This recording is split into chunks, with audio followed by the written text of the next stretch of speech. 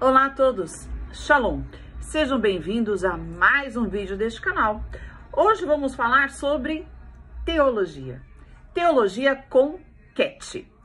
Como vocês sabem, sou formada em teologia, tenho outras graduações, outras formações, mas o foco deste canal é a teologia, em todos os seus aspectos.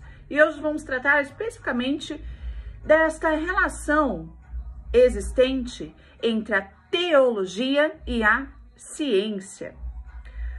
Muitas pessoas, pelo desconhecimento, não conseguem associar o conhecimento teológico, os estudos teológicos com o quê? A ciência. E por quê? Existe uma crença, eu vou colocar assim, uma crença, um mito de que a teologia, ela é separada da ciência. E isso precisa ser desmistificado urgentemente, né? Não se pode mais, em pleno século XXI, ter pessoas que acreditem que a ciência não está vinculada à teologia. Vamos então conceituar. O que é teologia?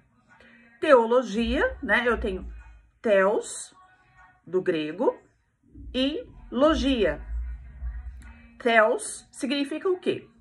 Deus, seres divinos, divindades. Logia é o saber, é o estudo, é o conhecimento. Então, eu estudo, conheço a respeito do theos, que é Deus ou deuses ou qualquer divindade. Então, é um conhecimento disso. Para eu conhecer isto, eu utilizo o quê? Ferramentas científicas.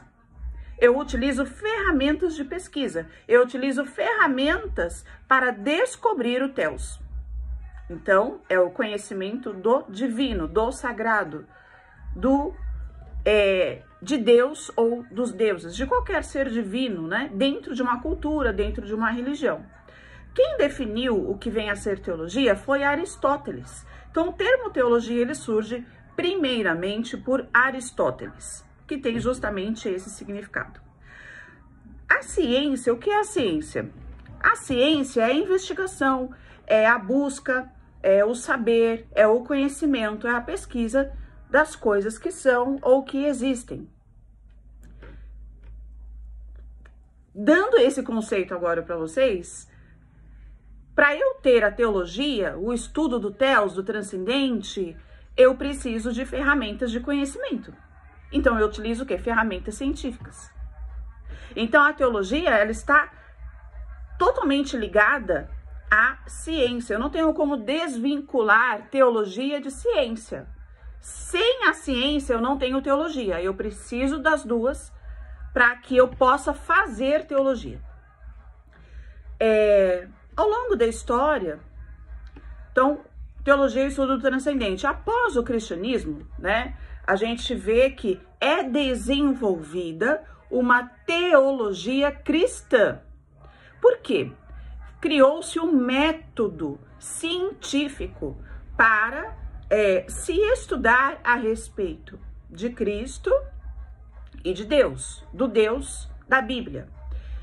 Então, a teologia, ela vem como uma forma racional da fé cristã, tá? Tô falando aqui, pontuando após o cristianismo, né? Porque você tem a filosofia, né? E a teologia, ela é um meio que ela vem, um meio filosófico para também trazer uma racionalidade para a fé. Então, toda a história da teologia, mesmo apenas considerando a teologia cristã, você tem essa ferramenta de estudo que ela tem esse intuito de trazer a racionalidade da fé. Então, por exemplo, eu utilizo quais ferramentas na teologia? Eu utilizo exegese, é uma ferramenta científica. Eu utilizo a hermenêutica, que é uma ferramenta científica. Eu utilizo a antropologia, eu utilizo a sociologia, eu utilizo a gramática, eu utilizo inúmeras ciências para poder fazer um estudo teológico. Então veja que eu não consigo desvincular a ciência da teologia ou a teologia da ciência nesse quesito, né? Ok, nos entendemos então até aqui?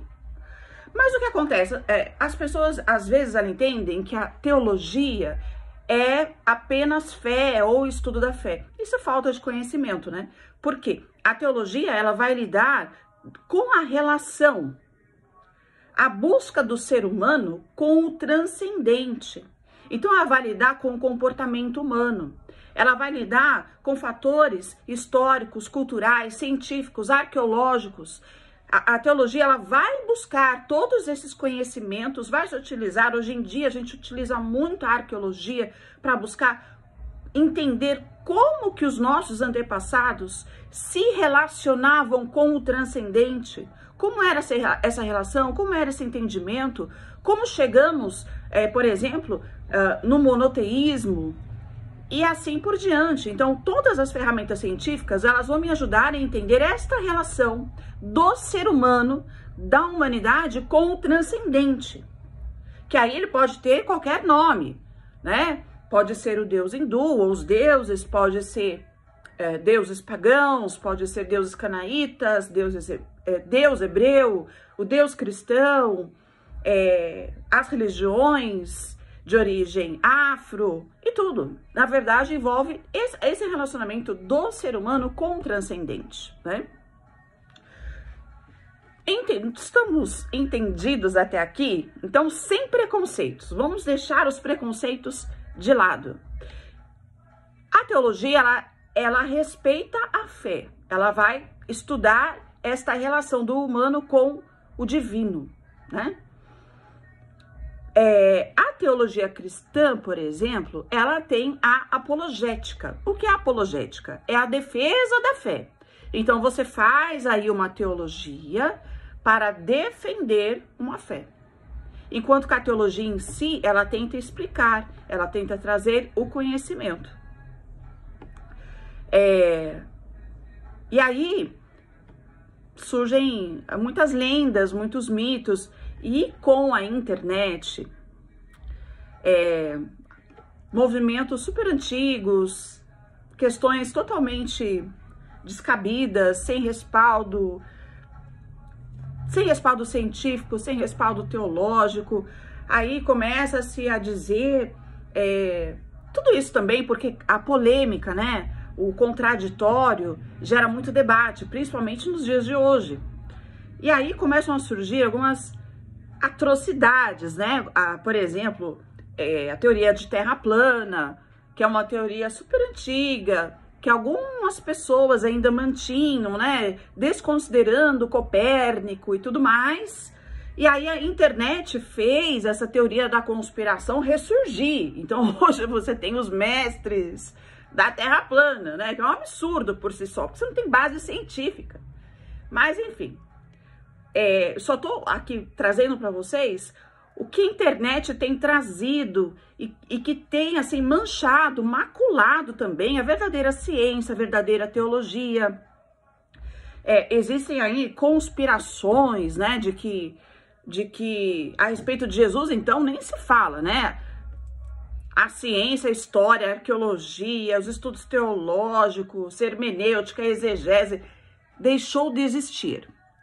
Essas pessoas leem um artigo, um livro conspiratório, e aí eles acham que eles descobriram o verdadeiro Jesus, que nada tem a ver com o Jesus da Bíblia cristã, né?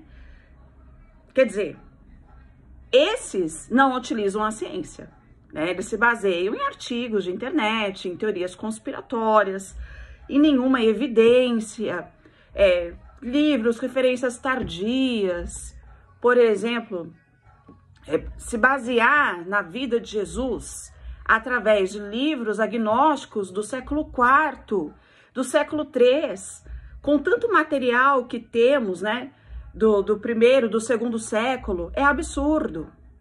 Mas aí as pessoas também não conseguem entender a intenção do texto, o porquê daquele texto, porque você só vai entender isso através de uma análise exegética, arqueológica, sociológica, cultural, né? A gente tem aí, se a gente considerar ainda falando de Jesus, você tem uma distância cultural de 2000 anos. É você ler um texto de pouco menos de 2000 anos e querer entender com a sua mentalidade de hoje. E aí é onde as pessoas desconstroem, porque elas ou não sabem, né? Ou eu sempre falo que existem duas possibilidades. Ou a pessoa, ela realmente não sabe, né? Então ela fala, ela reproduz algo que ela entende que seja verdadeiro, ela não sabe, ou ela usa de má fé, né? E aí, nesses que usam de má fé, e não são poucos, são muitos, geralmente são pessoas, tá? E não vou falar assim que eu falo com todo respeito, não, porque assim, eu vou falar o que é verdade, eu não preciso pedir licença para falar a verdade, né?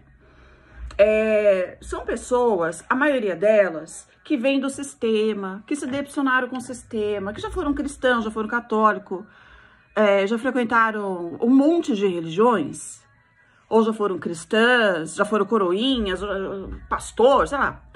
E eles se decepcionaram com o sistema. E aí eles entraram nessa de, agora eu sou ateu. Agora é a ciência, agora é a razão. E aí eles trazem um monte de teorias conspiratórias, sem base científica, sem qualquer conhecimento. E lançam esse monte de lixo na internet. E sempre tem aqueles com pouco conhecimento, que acabam até caindo, né, nesse conto do vigário, nessas mentiras conspiratórias. Tem gente que acredita na Terra plana.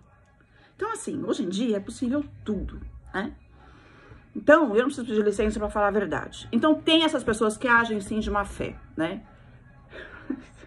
Esses dias, eu ouvi um absurdo. Eu sempre ouço absurdos teológicos, que eu debato, então eu tô sempre ouvindo coisas absurdas. E aí,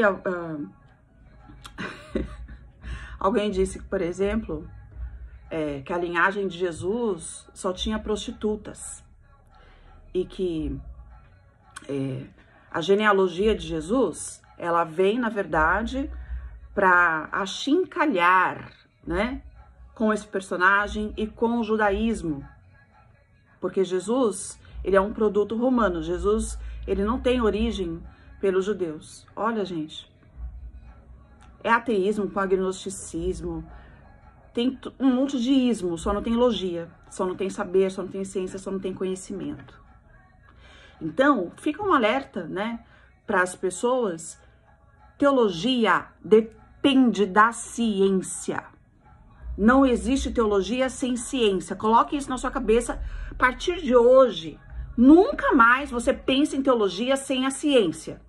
Nunca mais. Nunca mais. Você vai compreender a sua fé, você vai compreender a sua religião, você vai compreender as escrituras a partir da ciência. Você vai utilizar ferramentas científicas. Estude, aprenda. Hoje em dia, material na internet, e agora falando bem, material na internet é vasto, você consegue, mas olha a fonte. Veja se vem da academia, se vem de uma universidade reconhecida, né? Veja se tem um amparo acadêmico, se são autoridades falando dentro da academia, com maior concordância, porque nunca existe concordância, nunca é 100%, aprendam isso, a academia nunca é 100%, e isso porque a academia, ela busca bases científicas, e não existe 100% na ciência. Devo frisar para vocês, não existem provas científicas. O que você tem na ciência são evidências. Evidências estas que elas, por mais que elas estejam mais de 90% comprovadíssimas, comprovando toda uma teoria, esse pouco que resta, esse pouco que falta, ele será questionado, ele será investigado e você poderá no futuro ter uma nova evidência contrária. Porque a ciência, ela trabalha dessa forma. Ela não trabalha com provas, ela trabalha com evidências. E essa não certeza em absoluto é o que mantém a ciência contínua, o estudo contínuo, ininterrupto. Os avanços científicos, eles se dão pelo questionamento, porque você questiona, você pergunta, mas é isso, e você testa, e você prova, você aplica a metodologia e vê se é aquilo, se não é aquilo. Então, quando alguém te pedir uma prova científica, você já entenda uma coisa, essa pessoa não sabe de ciência, porque a ciência não trabalha com provas.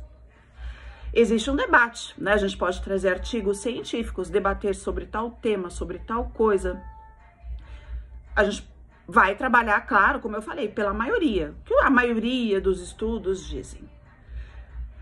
Mas geralmente você vai ter um estudo contrário. Geralmente é assim. Por isso que o estudo científico, ele também é validado pelos pares, né? Quando é feita uma publicação científica, aqui rapidinho só para vocês entenderem, quando é feita uma publicação científica, ela é feita de forma anônima. Ela vai para a bancada, ela vai ser estudada e ela vai ser comparada aos seus pares. Depois que ela passa por todo esse processo, é que você tem a informação de quem, né, ou quem foram as pessoas que trabalharam nesse artigo científico, nessa pesquisa científica, tá? Então é assim que funciona. Bom, pessoal, eu espero que vocês tenham gostado desse vídeo, eu espero que vocês nunca mais estudem teologia com o mito de que a ciência não se aplica à teologia. Como eu disse, a teologia, ela depende da ciência, elas estão totalmente conectadas, tá bom? Que a Shalom esteja com todos e se alguém tiver alguma dúvida, faça um comentário aqui no canal. Obrigada. Shalom.